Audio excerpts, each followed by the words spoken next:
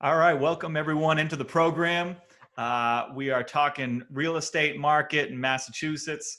My name is Craig Power with Power Realty Advisors, and I'm joined today by the great Graham Sullivan with Woo! Century 21 MetroWest. What's up, Graham? How's it going? It's going well. Better now that I know I'm the great Graham. The great Graham. Graham, we Yeah. should probably tell everybody how we know each other too. I mean, we worked together at Bose back in the day. So Yes. we worked closely together for a while there, and I don't think I've seen you in person since like a Beck concert like 7 years ago. No. But we've Oh stayed my in God, I touch, and forgot about the Beck concert. yeah, We need yeah. to do that So again. we do. What's Beck's stopping? Oh, still COVID. he's out there. He's still Yeah. crushing it. So Yeah, he is. But what the purpose of what we're doing today for anybody listening, anybody tuning in, we are talking real estate market, really all things small business, personal finance. Graham and I are both real estate agents, of course. So different markets, but we wanted to kind of take a moment in these. I don't know. I wouldn't call them post-COVID days by any means, but we want to take a moment and take a look at the real estate market, try to inform the people out there. What we're seeing on a daily basis. And then, later on, we have some fun stuff to cover as well, right? We got some like quarantine music and movie recommendations. Oh yeah. Yep. Yeah, we're It might getting be pretty. Beck. Might be back. You don't know. You don't know what's coming. So I see you got a pretty nice home office set up there, Graham.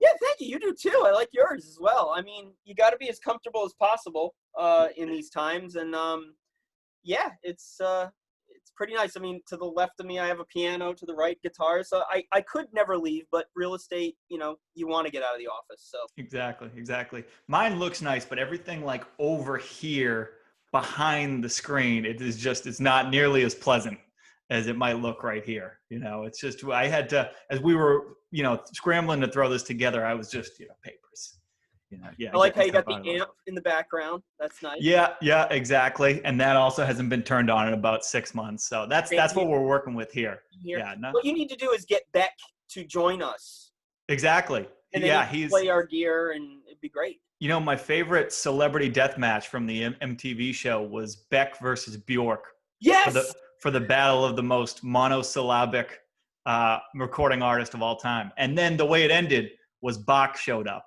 Yeah. and won. Yeah.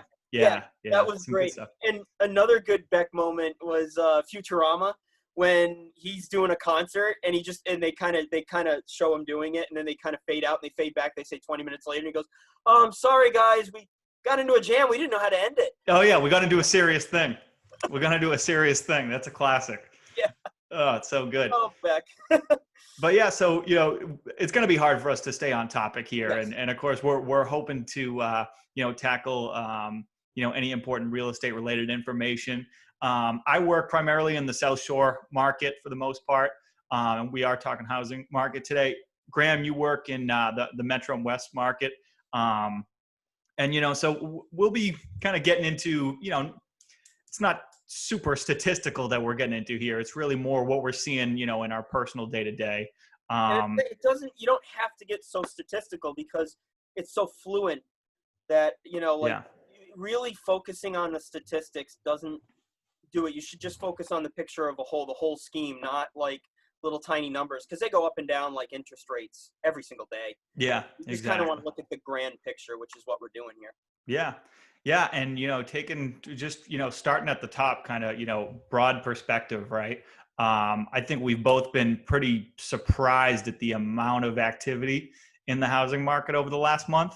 It seems like first week of May, things really started heating up, and in your office and people you work with, have there been just a lot of showings? Yes, there have been, which is great. And we're back to the.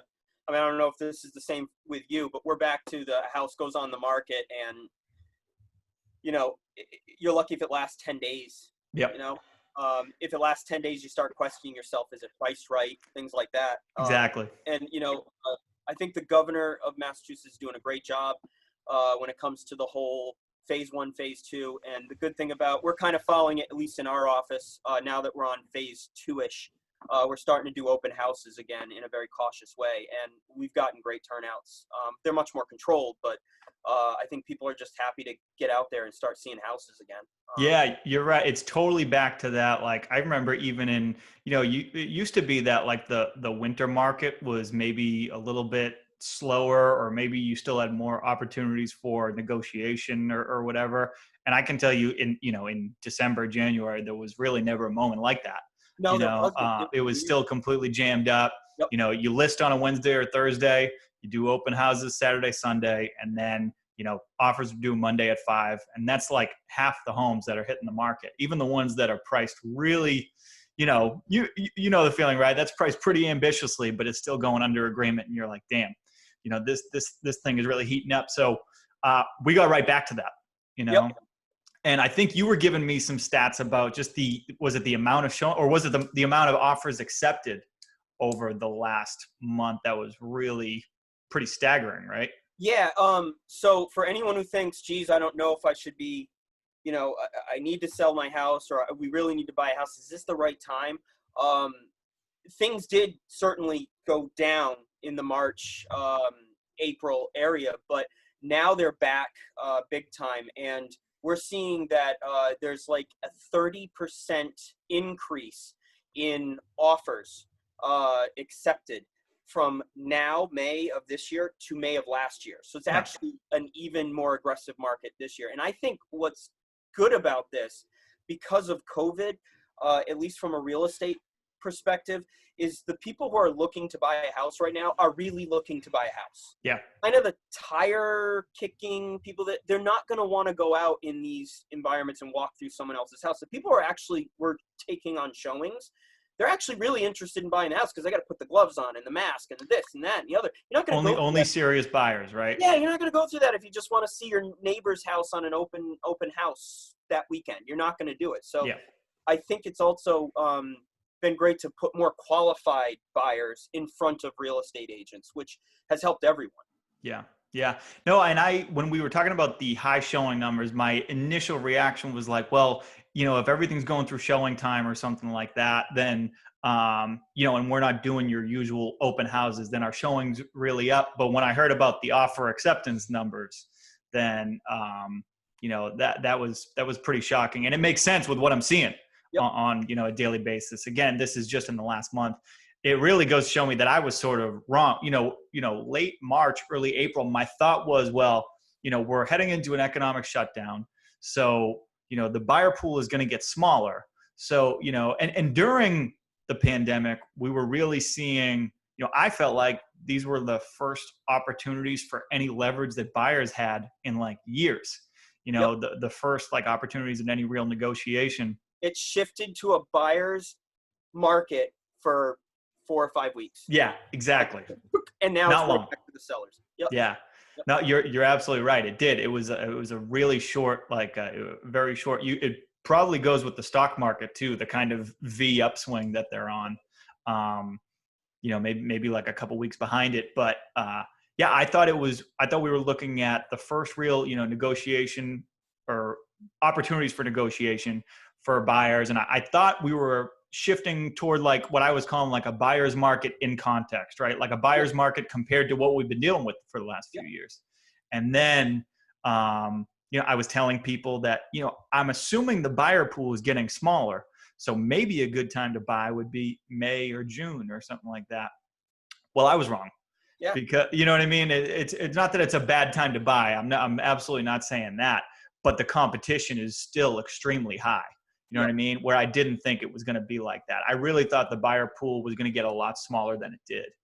And the other thing is just, I think there is that built-in competition with people, where a lot of the buyers that are buying over the last month are people that have been looking at homes, maybe their first homes for like the last year. And they got so used to that, really difficult, to negotiate market, that really fast-paced market. And I think maybe they've come in and, they just have that built in, like, aggressive nature to how they're doing deals and making offers or whatever. I just wonder if that's affecting it, Yep. Yeah, I absolutely agree. I mean, you and I were speaking about this a couple of days ago, and that's, when you brought the idea of the podcast to me. And, it just proves you that you can't really try to predict the market. You got to kind of flow with it, but you try to do the best you can with the trends. Sure. You can't time the market. Exactly. And, when it was a strong buyer's market for that little blip in time, we were doing like you. We were like, well, it looks like it's going to be like this for a while. And we were just working with the buyers the best way we could. It's come back, but, I'm sure you're seeing this too. Even though it's strong, the inventory is record lows. Yeah. Yeah. Lowest we've seen in decades. That's the problem. Yeah. Yeah. And that's what's making the competition so high, is that you got the buyers, but for the first time, you don't have that many sellers. I mean, we were looking it up together, and I think it was last week there was only 11,000 houses for sale, and that's single families, that's condos, and that's multifamilies. Yeah. In all of Massachusetts. I mean, that's nothing.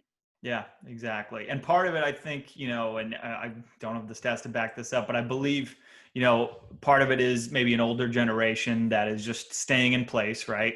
I should be clear too. I mean, when I say I was wrong about it being a good time to buy, I was talking about those memes that, were going on at the end of March, where it was like the guy hiding behind the tree, and it was like millennials, waiting for the housing crash to buy their first home, that type of thing.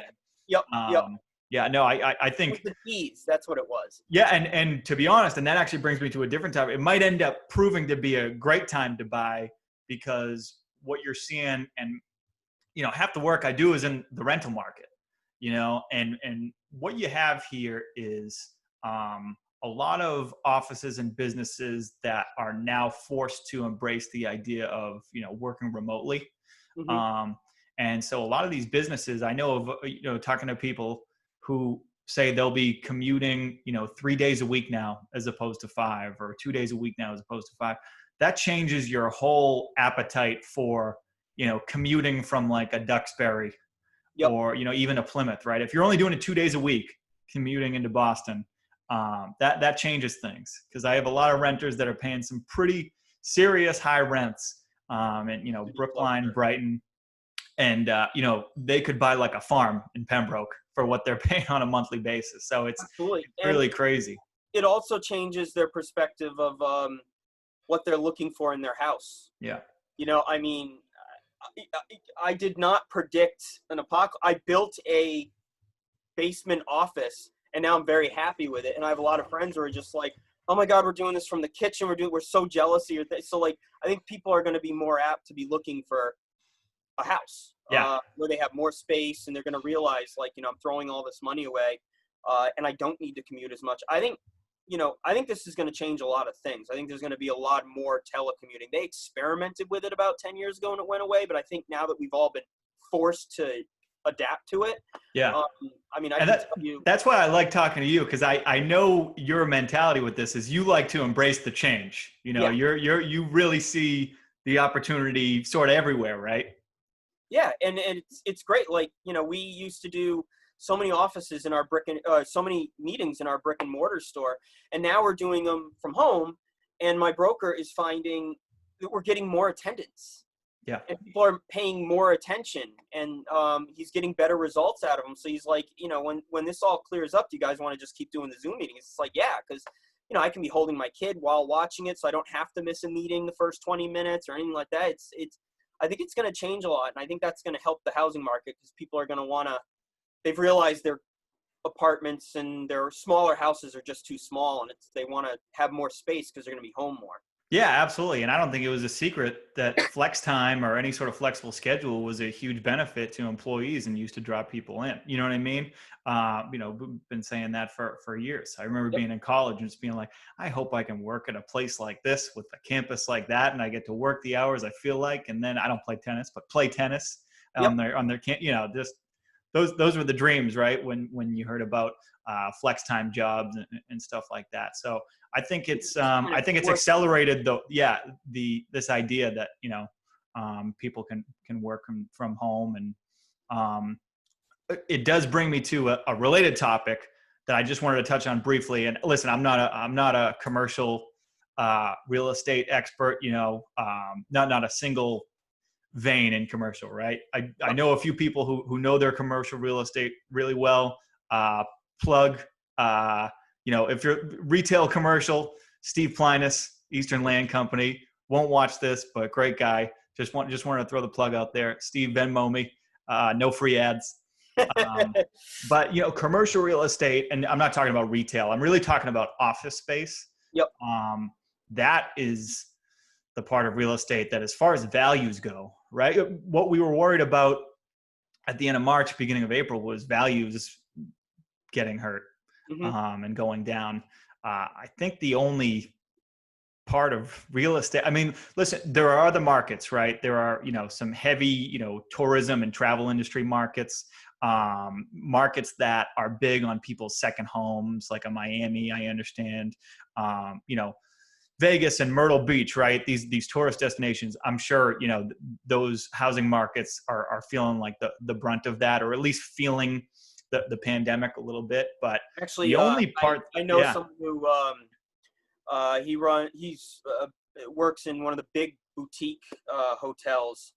I can't name the name, but he's been in it for years and years and years, and he's one of the guys who buys up these smaller kind of niche hotels. They make some high-end luxury. We're talking like hotels where I've never seen this. I don't know if you have, but like they have vending machines with Moet. Oh, man, no, I haven't seen that. No, Literally, I assure you, I've never stayed at any of those hotels. No, neither have I. Neither have I. He keeps wanting to give us a gift and have us stay in one of the hotels, and we just, because of kids and real estate, I haven't had a chance. But so that's what he does, and I've been talking to him as well. I mean, that's the thing. Everyone loves talking about real estate, so that's why I love my job. Yeah, real estate people are good at parties. Yeah, we really are. We're not that's a real thing. Yeah. Yeah, exactly.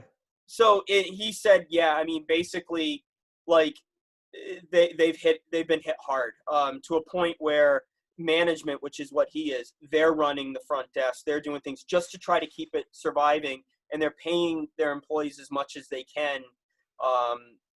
Why they're basically not doing much work, and they're just trying to chip in to keep these old buildings from like the 1800s in New Orleans and things like that alive, just to make it to the next step. Yeah. So they've been hit pretty hard. Yeah, hotel makes a lot of sense. Yep. Yeah, hotel industry, and of course Airbnb and everything. Airbnb. Yep. Gotten crushed, and the problem there. And listen, we won't cover it on today's podcast, but just so many of those Airbnb people were just so over leveraged, and just living, month to month, and just trying to, buy more and more and more in such a short amount of time. It was kind of ridiculous. I mean, they really weren't building in much of a buffer for themselves. I think the business market, and I've looked into those. I mean, as you know, I think you want to get into investing as well. I want to desperately get into investing. That's why I'm in this. Is the Airbnb model. I think we're seeing what we saw with the flippers 10, 15 years ago when the other crash happened. Like, it's like people were over leveraged. They had way too many projects going on. They were living check to check. And just when everything got pulled, all of a sudden they had all these properties that couldn't sell. Yeah. And I think that's what's going on with the Airbnb thing, which, already there should have been some warning. We're not going to get into Airbnb. There should have been warning signs with the way towns were reacting to them, stuff like that. But yeah. And I won't get into the flipping either, but the one flip that I was a part of, I mean, we had a hard money loan, you know what I mean? And it was, we closed on it like March 10th at the time too. This is years ago, but like, I can't imagine if that timing played out exactly 2 years later, how screwed we would be. It's really, it's kind of crazy to think about. And I think what we're proving here is there are many facets to real estate, which is great. Yeah. Focus on what you know. Yes, exactly. And that's why we're kind of talking, really specifically about our personal experience, and then really our markets that we're in too. You know what I mean? And people ask me all the time about, the price of some house and, like some condo in Portland, Maine. I'm just like, I'm not an expert. I have no idea what's going on in Portland, Maine. It could be good, could be bad. Let me find someone who knows that area. Yes. So I can have them talk to you. Yeah. And then we'll go from there. I'm not going to make up the information because I like looking at myself in the mirror in the morning. And exactly. Yeah. And And just this was the point I was getting to before, but we'll keep it moving on because again, we really want to cover more the residential housing market. But those, I just want to stress those office, like the commercial property that is like office space. That is really the only sector where I see any real and actually, like you said, hotels or the short-term rentals. But yeah, that's the only sector where I really see like values getting hurt here. And I think they're already we kind of see what's coming down the pipe for them the next 12 to 18 months. Yeah. Leases not being renewed for these mid-sized companies. It's going to be interesting. Yeah, it will be. Yeah. Yep. So I know we talked a little bit about kind of the I guess that's sort of the big picture market outlook here. When you were over the last like 2 months here, I mean, we talked a little bit about like were there opportunities for more negotiation or anything like that? Do you think that how much smaller do you think the buyer pool has really gotten? I mean, does it feel like it? The buyer pool? Yeah. I don't think the buyer pool's really dropped as much. As I said before, I think the tire kickers have kind of taken a sideline. Yeah. And they've kind of stopped. I mean, for instance, my husband loves going to open houses. We have a house. He loves it. It's just like, that's his thing to do during Sundays and stuff. Yeah. He doesn't do it anymore. And he's that exact one where I'm like, honey, I'm in the market. Like when you walk in, you get someone who wants to talk to you about the house and you do, and you have a house. Like he stopped. Like that's what people have stopped. I think the buyer pool is slimmed down to the people who are like, we need to move into this school system before the next school season, or we're moving, our job is moving us and we have to be there, or we need to figure out. The people who are serious are the ones that I'm talking to more now. And I think, like, as I said, the tire kickers are just not into it. What it is it's just the inventory. I think people are just scared still to let people into their homes, but it's just starting, as we saw, with the increase of offers accepted and and we're starting to get a little bit of an uptick in our inventory. Yeah. It's starting to finally pick up. Yeah, you guys are pretty tech savvy, right? Like, have you been has there been any extra emphasis on like virtual marketing or anything like that? Yeah. I mean, my broker has been in the business for over 30 years, and he laughs about things and says, I can remember when I put this box in my office and everyone walked in going, what is that? Security. Oh my God. We can't do this. We can't do it. It was the fax. And he embraced it before everyone else, saying this is going to be the best thing. And this was at a time where a fax signature wasn't allowed and all this. He's very much always looking ahead to the future of like, what can we do next? So, for instance, he's got a phone sterilizer in our office, and now everyone wants to get one. I mean, COVID thing, he was prepared. So he's very big into the virtual tours. He's had us take several trainings on them. Not had us, but he offers them to us. And is a huge resource for people who are looking to do the 3D virtual tours, and has lots of access to technologies for that, which is great. I'm hoping when we're going to have our office open for me to be in soon. He's got a full recording studio for something like this. That's great. Yeah. It'd be nice to do something face to face, at some point here soon. I think I told you earlier, I was thinking about wearing a mask for this just to really drive home the point that I'm taking this seriously. If people see this 4 years from now, they go, oh, I get it. It was COVID. Yeah. I was flattening the curve when you people were in diapers. Are you kidding me? No. No. And I was also curious, similar to the virtual marketing question, the remote representation, right? For buyers. I imagine that's been pretty important for you guys as well. Yeah. So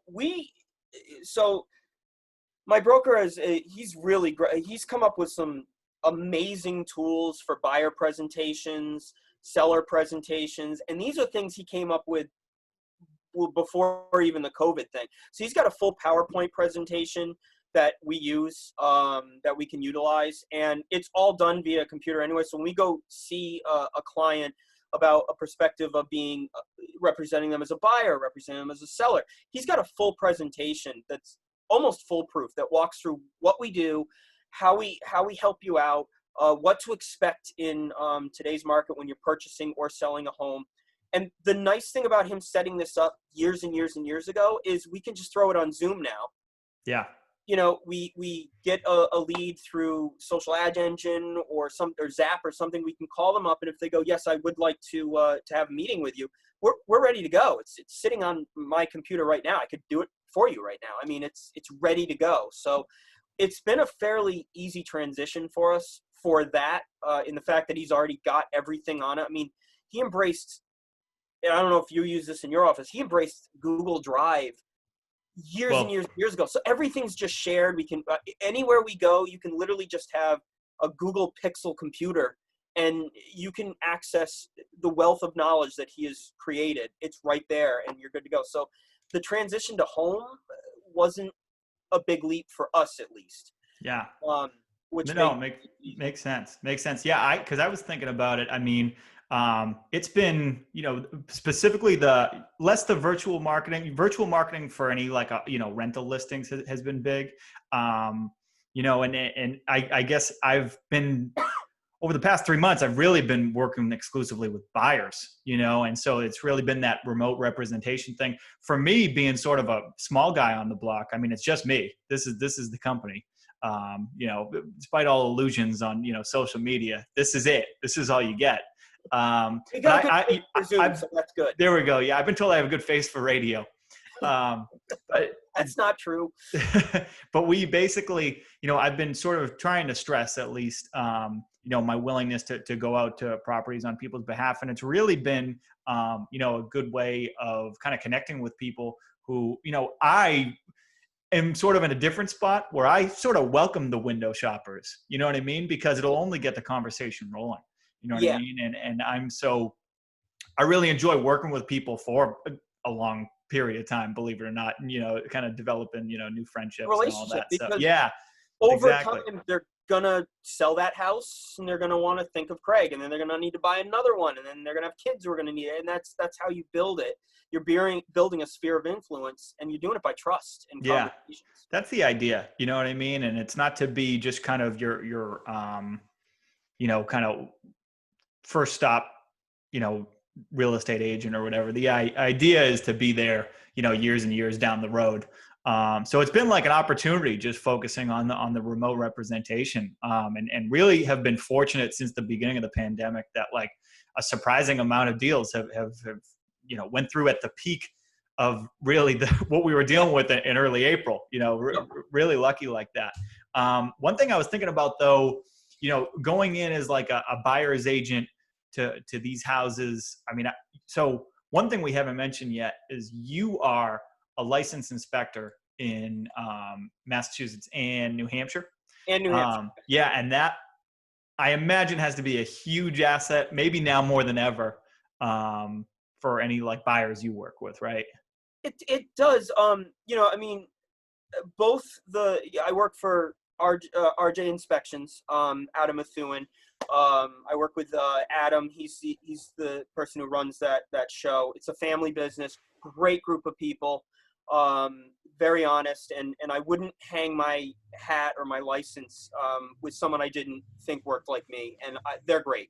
And then I work with Century 21 MetroWest.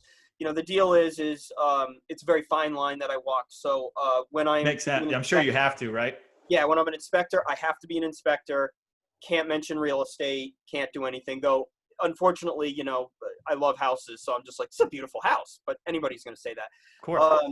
And then when I'm being a real estate agent, I have to be a real estate agent. I have to step aside and let the inspector that we have hired do their job. So, I can't ever recommend RJ. If they find them, great. But I have to let them kind of find their own. Honestly, the best thing it's done for me has really, advised my clients on the importance of an inspection. Yeah. Because I think with today's no doubt competition, it's sad that some real estate agents, and I don't know of any in my office who do this, but some real estate agents are like, skip the home inspection. It'll make your offer more, stick out more, and they might want to go after it. And I've sold a house to someone who said, I won't take the inspection. As an inspector, I was like, that's great. Yeah, sure. If you're not going to walk through my house, it's a 100-year-old house. Like, I don't know what they're going to find. And I'm an inspector, but I didn't tell them that was part of the offer. You can't. Yeah. Yeah. And I think it's sad that people are skipping on the inspection to make it happen. And if any agent's doing that, you're only harming yourself in the long run, because I have never, and I've walked through almost 1,000 houses at this point. I've never walked through a perfect house. I've walked through a house that was just built with the builder, and there was no filter in the heating system. So it sucked in all the dust from the last couple of months of them sanding and everything. And the heating system and all the ductwork needed to be completely cleaned out, because if not, the clients would have moved in and they would have been breathing in construction dust, which you shouldn't be breathing. And it was, when I found it, the builder was over my head. He goes, "Oh my God, I cannot believe, the guy didn't put a filter in." Like that's our job. Our job is to take apart the panels, take apart the heating systems and all that. Half the stuff we find, the homeowners don't even know there's a problem, because, I think I was telling you this the other day, no homeowner is going to go into the creepy crawly place in their attic. That's my job. Yeah. Is to go in the creepy crawly place in the attic and to see it. I've never seen anything ever. And I've been in 250-year-old houses. Nothing's ever, in my mind, as a non-biased person, when I'm an inspector, nothing's ever been a deal killer. Mm-hmm. I see the same stuff all the time. 90% of it's maintenance, but you really should know what you're getting into when you're purchasing a house. I mean, you buy a used car, you want your mechanic to look at it so you know that the brakes are going to need work in 6 months. No, exactly. I mean, I strongly agree with you. And especially, like I said, it's just me, right? So any of these poor recommendations are coming back on. I don't have anybody to go upstairs to. Yeah. You know what I mean? So it's just like, I can't do it. I can't recommend somebody doesn't get a home inspection or anything like that. And absolutely. My office, they go grocery shopping with these, people. Like, they're, in the grocery aisles, and there's a client who's just like, "Oh my God, thank you. We see these people every day. We don't want to make a recommendation that's not. It's going to rain someday, so it's best to be prepared. Have someone go through the house who's non-biased, and it gives you kind of that list of what to expect. The way I present it, because I also happen to be a real estate agent, isn't the end of the world. It's like, everything's fixable. Yeah. I'm just going to give you the list of what's there, and you decide with your real estate agent if it's worth pursuing this house now that you know all this information. And if it is, what do you want to negotiate with? And, what are you okay with saying, "Hey, this is fixable. We can deal with it at some point in time." Yeah. Now that I think of it, sorry, my assistant downstairs, Daisy the dog, is getting wild. I don't know if you can hear that in the microphone. She's a little upset about something down there. Yeah, somebody must have taken one step into our parking lot or something. Yep. Yeah, she's ridiculous. No, and I was just thinking about it when you were saying that. Real estate agents must love working with you as their inspector, right? Oh, yeah. I mean, because the messaging is just on point. Now. I'm in real estate now because they're all like, "You have to become a real estate agent." They must, because I feel like, and honestly, I've never had any issues with any inspections or, anything like that. Inspectors are great, but I do find myself doing a lot of like translating or, kind of asking follow-up questions about, maybe not like cost all the time, but it's just really like, is this a now problem? Is this, all that stuff. And it doesn't always get relayed right away. So those are, like I said, I feel like real estate agents no wonder they started pushing you in this direction. Yeah. And honestly, and I cannot shout out RJ Inspections enough, because I learned my technique from Adam Wright. He's an amazing inspector, and he just keeps it light, like our conversation. This is exactly how we walk through a house. It's light. It's not the end of the world's coming because, the boiler's on its way out, Yeah. It's a very light conversation, and that's why they've been in the business since the 80s, and that's why I'm proud to work for them. Yeah, that's great. So yeah, I mean, any other takeaways of the from the real estate market right now? And like I said, I'm not calling it the post-COVID era, but the next step in COVID. Yeah, pre-post. Yeah. Jazz Blues Festival. Well, blues jazz, really. Yes. Yeah. Indie But rock. any other takeaways, and maybe not even just like related to the housing market, but just kind of what you're seeing out there and kind of changes in the world. And we don't have to Um, go too. It's a sensitive time, obviously, yeah, right? Anytime you yeah. turn on the TV. Honestly, yeah, I'm not going to speak about the changes in the world. I think, the world is always changing. And I could always end with, there's so many good books out there, but, don't focus on, if you focus on bad and hate and everything, more hate's going to happen. So I've always been a big believer in love and connection and focusing on joy and love. And it's because of that, I've met my spouse. You randomly called me and said, hey, let's do a video podcast, and we've connected.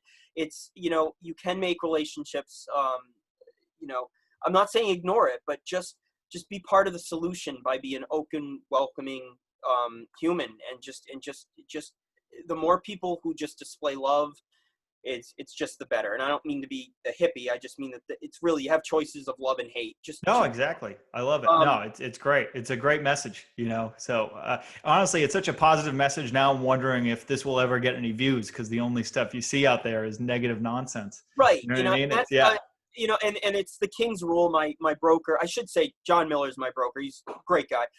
He's the one who taught me King's rule. And King's rule is it's a very old thing. It basically keep everyone fearing so you can keep control over them. Hmm. And that's why, he much like me, we just don't watch the news. We don't do any of that stuff. We just keep going and chugging along. And you will learn about the big bad stuff. If there's a flood coming or if COVID's happening, you find this stuff out. But we don't have cable. We do not watch news in our house because it's just negative, negative, negative, negative, negative. Yep. We focus on the positive. What I will say about COVID, my last thing about COVID, and we were kind of chatting about this, is I was talking to a principal in Connecticut, a principal of a high school. I don't know if I can name his name or not, but I was talking to him. Great guy. He's been doing this for a long time. And what he basically paralleled COVID to the AIDS epidemic of, when we were kids. And he said, basically, when we were talking about it, he's like, what you guys are going through is what we went through in our schools, and the message we had to teach kids when AIDS happened. And we basically said, the first message was no personal connections, no sexual relations or anything. Just stop, because it's unsafe, and just keep everyone separated. That's not reality. You can't do that. So that went on for a couple of months, he said, and finally they changed the message to safe sex. We need to know how we're going to deal with the world, go through our world in our normal daily lives, with AIDS as, a present thing. So they started teaching safe sex. And because of that, I believe that, adolescents and people even of our age are now, interacting with people in a much more safe way. So I think we're kind of going through the same thing. He pointed out, wow, it's genius. I think we're going that with COVID. Yeah. We were told, hunker down, don't go anywhere, stay still, don't touch anything. And now it's like, okay, obviously this COVID is going to be a long-term thing. How do we do this? How do we deal with it? And so now we wear masks, we wear gloves, we do this. And I think, frankly, the open house stuff that we're doing, at least in our office, I think we should have been doing a long time ago. Less people going through the house, so there's more control. No, you can't open closets. You shouldn't be in their property anyway. Clean up, having the people clean their houses before to make them more safe environments. So, people are now learning what the new normal is. And I think the market's going to take off because of that, because we're all we understand how to go about and conduct ourselves. Hopefully we can all see each other with masks, without masks soon, because I smile a lot. I'm very facial, but when I'm you can't tell. I know. I keep giving these facial kind of, it's not, it's not working. It's not working. No. So mask doesn't work for me. No. So I think, I think good's going to come out of this. Good always comes out of a lot of stuff. And I think, I think open houses are going to be much better. I mean, I started doing open houses right before the COVID thing, because I was a new agent, and there was 25 people in the house, and there was just 2 of us. Yeah. It was insanity. There were people everywhere. Now it's nope, 3 people at a time. And it's so much better when you're a guest in someone else's home. Yeah. So I think that's something that's going to stay, and I like it. And that's it. I think we're now in the new normal. We're used to it. We've been scared long enough where we're like, okay, we're bored. We want to make connections. We need to buy a house. We need to sell a house. And I think it's, if you are thinking of buying or selling a house, these us agents who are Craig, me, who are trained in this, we went through a lot of working with the governor and everything through realtors to see how we can do this in the safest possible manner and the most efficient manner. And I think it's good things are coming from it. Yeah. Strong agree. And I like your positive attitude, Graham. That's what we're looking for. And I have basically two other, takeaways of my own here, just kind of on topic with what we're saying. One's more related to what you were saying about the HIV thing. Thank God the internet wasn't around then. Yeah. You know what I mean? Because one of the two biggest lessons I've learned in the last 3 months is just everyone has their own internet. Everyone, that's just, they've completely flooded the zone. I don't even know who they is. It's just, there is information everywhere, and you choose the facts you want to believe. And, Correct. Definitely not a good thing, but that's the climate we're in. Everyone has their own internet. And the second thing, and I meant to mention this earlier when we were talking about sort of the buyer pool, and we've been talking a little bit about. Well, we didn't really touch base on millennials, but I was reading today that millennials. I'm a millennial. Are you a millennial? Really cusp. Okay. No, I'm millennial a millennial. cusp. I'm actually the new version. I'm very young. You're on, yeah. No, I'm just at that Gen X millennial. You qualify. We're gonna count you. We're gonna count you in. We're gonna count you in. Yeah. No, because I was just reading that people of my generation, if you were gonna call all the millennials, right, really may, unfortunately, like our savings that would be going toward down payments and everything is unfortunately going toward like rent and groceries and those necessities in a lot of ways. So we've kind of been backed up a little bit. And I would, again, getting back to the main lesson I learned from this whole thing is that the stock market and the real estate market, the financial markets in general, are not the economy. No, they are two very different things. You know what I mean? In spite of what our fearless leader may have you think. Shouldn't have said that, but that's just my own personal opinion. We'll edit that. We'll edit that out. And it's honestly, it's not meant to be like, it shouldn't be controversial. It's just they're not representative of the economy. The financial markets are a completely different thing. And so when you see this sort of like V recovery in the stock market, and all of all these kind of bullish statistics that we're going over in the real estate market and at least in the local housing markets, the suburban housing markets, that's definitely not representative of the real economy, because at the same time they're talking about another stimulus package. Yeah. So it's pretty crazy. Actually, that's a great part about not knowing about the news. We knew nothing about the stimulus package until we were talking to our CPA, and he's like, you're going to get X amount of dollars. We're like, oh, really? Yeah. Like you got it direct deposited like 2 weeks ago. It was great. But no, to your point with that, speaking to any millennials or anybody who, even if you're not a millennial and you're like, and what you were saying is the money saved up for a house is now going to rent, things like that. If you are serious about wanting to get a home, and this was the one stumbling block that suddenly like took you by surprise. I was actually talking to someone who used to work at Bose who said this exact thing to me. I said, let's work together. Just best thing you can do would be to call a licensed real estate agent. I mean, it'd be great if you could call Craig or me, but call somebody. Don't just throw your dream away for a little while. Money's cheap. Money's out there. And, the traditional just needing the 20% for a down payment, there are many other options beyond what your parents grew up with. There's all sorts of different types of loans out there. They're not scams. They're federally backed up, things like that, like the FDA loans, VA loans, a lot of stuff out there. So the best thing is if you were truly thinking about the house and this hit and you're like, I don't know, honestly, talk to an agent. The rates are at record lows. I'm refinancing right now. From 3 years ago, the rates have dropped big time. So money, you cannot get a cheaper loan. When my boss was just starting out, rates were like 18-20%. And that's what your parents were getting. Now they're like 3 and 4 right now at this time. If you're looking at it 2 years from now, it could be totally different. But don't just say, that's it, we're done. There's a lot of different ways you can get into a house. Don't just throw your dream away because you think you might not have enough. Best thing to do is talk to an agent. They'll get you in touch with a great loan officer.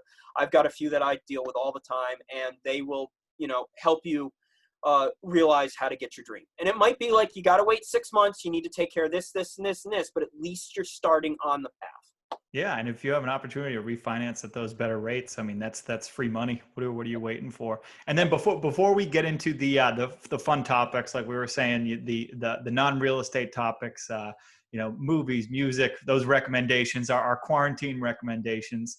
No, I just wanted to kind of jump onto the point you just made there, Graham, of that, our interest is not in a quick buck, right? I mean, it's really in this sort of, and that's kind of why we're doing this, is sort of the relationship building aspect. And we're just here to basically, I just try to put myself out there to say, I'm happy to answer any questions about anything, whenever, you know what I mean? You want some love advice? Yeah, you might be going to the wrong guy, but it's honestly, we're just putting our info out there and our names out there.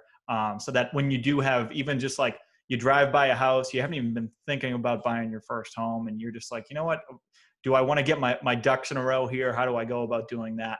I think that's the idea, right? That we're kind of putting out here. But I mean, honestly, like, we met each other at Bose. We were working at a my connection's unstable. And here we mine's getting there too. You there? I'm still here. We need to leave that in. Do not edit that out, because that's the real world. Right? No, that's what we're dealing with here, folks. I mean, we met each other at Bose, and honestly, no free ads. Yeah, no free ads. No, we met each other at the retail store, and honestly, like, what we had in common, and a couple other people, so we just wanted to help people and have fun. Yeah. And I still just do that. Like, if you're coming in and you just want a remote for your stereo when you're coming in, we had a glass talking to them and everything. We weren't pushing anything out. We just had fun. And then if someone came in, they wanted to see the $8,000 stereo, we would crank it and play Beck and all sorts of, and we had a fun time. Like, yeah. You got to enjoy what you do. You got to be able to look at yourself in the mirror. And I'm so glad I found real estate. I'm so glad you found real estate. Yeah, no, likewise. Yeah. Because if you really enjoy helping people, it's just a great thing to be in. And I know there's some bad apples out there. You just move on. Oh yeah. Yeah. Cause there's so little oversight, right? It's an industry, it's a field where, and it's not just the agents, right? There's just very little oversight, but no, absolutely. And it is eerily similar to what we were always doing, like, and a good thing 10 years ago. The good thing about it is you can always fire your agent if you're not happy with them. Don't, if you're stuck with a bad egg, you're not. You can just, that's the best thing about our industry. Both people can go both ways. So exactly. If it's not working out, if you guys aren't connecting, don't just say, that's it, I'm done. Find someone else who's going to work with you. Interview them before you work with them. I mean, my boss always says, when you're going to meet the client, it's not, I hope I can get the contract. It's like, let's see if we work together. Yeah. If we don't work together, there's no reason to work together. Let's see if we can find someone who can work with them, who, kind of meets them on the same plane. So I'm with you on that. I like it. That's perfect. That's the icing on the cake. And then, so while we're in social distancing mode, Graham, if you'll work with me on this, I wanted to, and this is just something I've been doing in, kind of quick videos or whatever. Thought it would be good to give our viewers any recommendations on, movies, music, books, anything like that. I mean, since we worked together at Bose, I wasn't sure, this is, again, the idea here is, I know the stay-at-home order is sort of lifted, but we're still in this sort of social distancing thing. Yeah. So I thought it would be cool to just throw out some sort of recommendations for people who are looking for just some sort of new, like, content or new, culture, something like that. So any music recommendations or anything? Music. I'm sure you have like too many. Try to go off for hours. Yeah, I know. It's a whole other podcast. Yeah, I don't think we have enough memory in our hard drives to talk about music, especially you and I. I mean, God, it would be like, oh, the store closed 20 minutes ago. We're still talking about music. We got to close the doors. Yeah. No, really. So, again, because of the way the world is right now, I've kind of drifted back into an album that I absolutely love.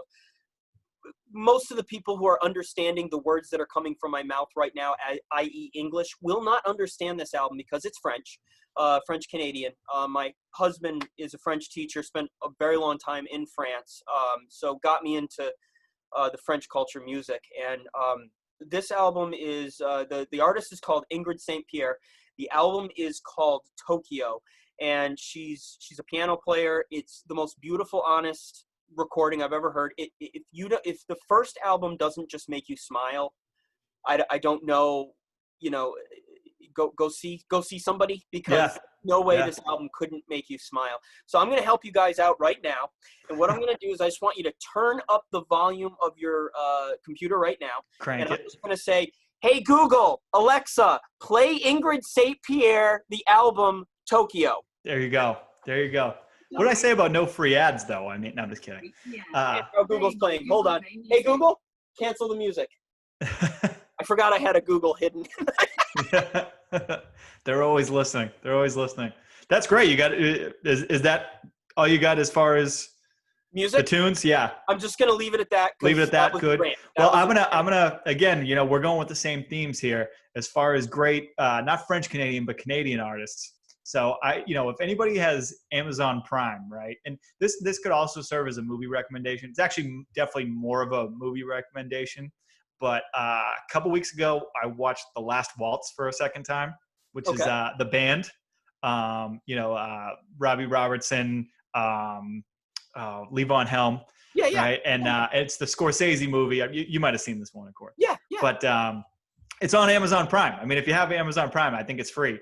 So I cannot recommend highly enough. They have all sorts of like guest stars that come out. I think the album is their entire. I don't think it's the last show. I think it is that there are clips from throughout the tour. But if you're a fan of the band, well, it really focuses on Robbie Robertson. But if you're a fan of the band, Levon Helm was definitely the coolest guy in the band. Yep. Doesn't focus enough on him. I don't really care if he wrote the songs or not. He's the drummer and he sings most of them, and he's just an icon. The talent. So The Last Waltz. Was he jazz? I thought he was. Honestly, I don't know. But he was a machine. I mean, it's really effortless. Jazz, because he's got those he's like a metronome. Yeah, and he has that like true soul, not like the fake soul, like inflective soul voice. Like he has the true, like kind of rugged, deep. You know what I mean? It's pretty great. It's pretty awesome. Other than that, did I have anything else? Oh, I wanted to talk. So I've been just jamming on live music because we're social distancing. Yeah, everything's been live music. Father John Misty. I haven't heard much of his new live music or whatever. I'm a fan of his, but I thought you would get a kick out of. I was throwing on a live one by Fish, right? Of course, we were bound to mention Fish at some point, right? Yeah. And listen, I know it's not everybody's bag, okay, and I won't get too far down the Fish hole, but if you're gonna give Fish a shot, right? If you're looking for that entry level Fish, a live one. Amazing. That or Hampton Comes Alive, right? That's the good stuff. Hampton Comes Alive is just so good. Yeah, it's just so much going on. That's like, wasn't that Days of Music? I mean, so it was 2 days, 6 sets. Yeah, a live one is incredible. So highly recommend. And Lawn Boy. Lawn Boy's, if you want a studio album, Lawn Boy is around that same time. And oddly enough, like, my daughter, 6 months old, like I will play some Fish for her and she loves it. Like as long as it's the calm stuff, but either you just absolutely love listening to Trey play the guitar. I mean, that's all it is for me, really. Yeah, that's all it is. Yep. He's just a master. Have you ever heard the Sick It disc? No. It's a jazz album. There's no singing in it at all. Yeah. It's just them kind of jamming, and it's really, really good. There is a such thing as too much Fish. Yes. Though. Oh yeah. I got to put him down. Too much. There is a such thing as too much Trey. For sure. Yeah. But he's a machine. There's nobody quite like him at what he does. So book recommendations. Well, right? It doesn't have to be. Oh yeah, sorry, yeah, movie. It's my boss, John Miller. He's the one who got me into this just a week ago. Again, if you're looking for like hope and inspiration, it's a bit hokey. I'm going to say that. Hokey's okay. It's a little cheesy, but it's called The Secret. It was, I think it was filmed in 2006. If you have Netflix, it's free. And, you know, it's more of a documentary, but it's just about, you know, thinking positive. That's the Being book, positive. right? It's based on the book? Yeah. Yep. Yeah. Yep. So it's the movie that kind of a little cheesed it up too much. Sure. But the message is great. If you can get beyond the cheesiness of it, the message is phenomenal. Absolutely phenomenal. So that would be my movie recommendation. And, you know, it's not a blockbuster hit. It's one of those ones you just kind of watch while, like, you're feeding the baby or you're cooking dinner or something. You can have it on in the background and it inspires you. So I don't know. Your movie recommendation, then it froze. Yes. So I was going to say, I just did my second watch of Once Upon a Time in Hollywood. That's amazing. And just kind of, it puts you somewhere else. So like I said, social distancing mode, that was kind of the theme. I'll have to And see then that. I like a nice spy thriller every once in a while. And, the show Homeland it had its bumps. Okay. So like the first 2 seasons, everybody watched, and then the third season sucked. And then, people just bailed on it. And it actually ended up being pretty good there the last few seasons. So I just wanted to throw that out there because I hadn't heard anybody mention it. Good flick, good show. Nice. Yeah. But yeah, I mean, that's really it, right? Or did we want to do book recommendations? Yeah, I mean, the smallest plug I have is I do a book of the month every month on my, you know, that's my only video I do, and mine's coming just around the corner. So I'm not going to mention that one because that's all business related.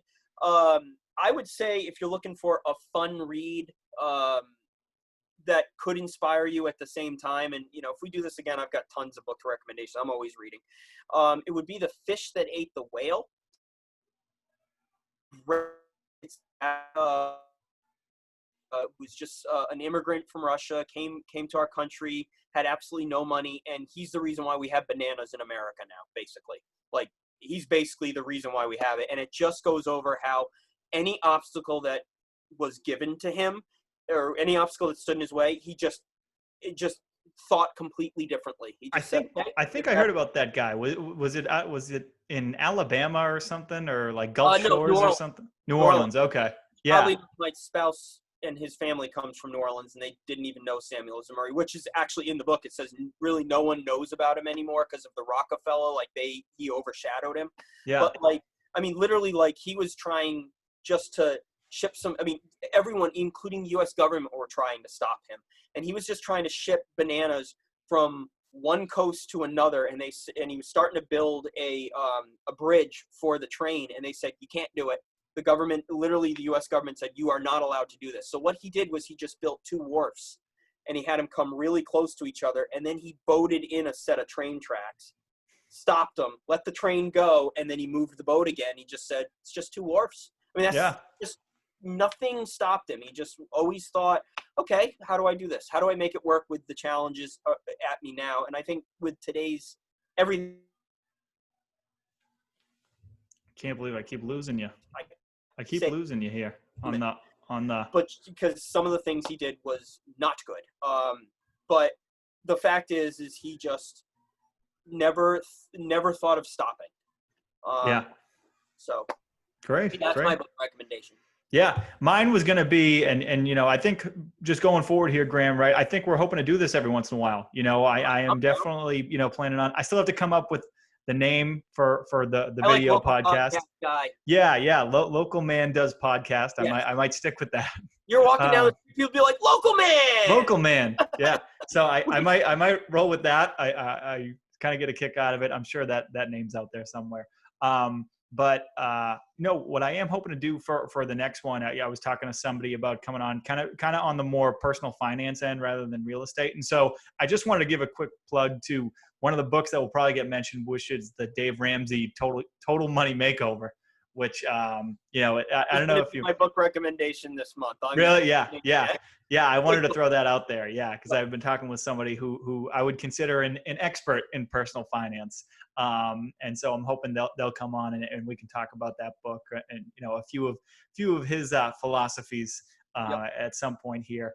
But no, that's great. A step-by-step guide. Yeah. How to change your finances that's the book. If you're not ready for that and you need mind changers before that, like I did, there's plenty of books out there like The Richest Man in Babylon, Rich Dad, Poor Dad. There's all those which are more mind-changing books. Those are right there. Excited Yeah. for the next step. Yes. But the David Ramsey's one is just like step 1, step 2, step 3, step 4. I think my baby step, I'm on like step 4 at this point. I started about 5 years ago, but Yeah. what a difference. Like we're going through COVID and we have money in the bank, in the savings as an emergency account if anything goes wrong, and it's all because of David Ramsey book. But again, Exactly. looking for the mind changer first, that's not going to be the book. Read something like The Richest Man in Babylon or something. That'll kind of get you excited about, oh my God, I want to change. Yeah.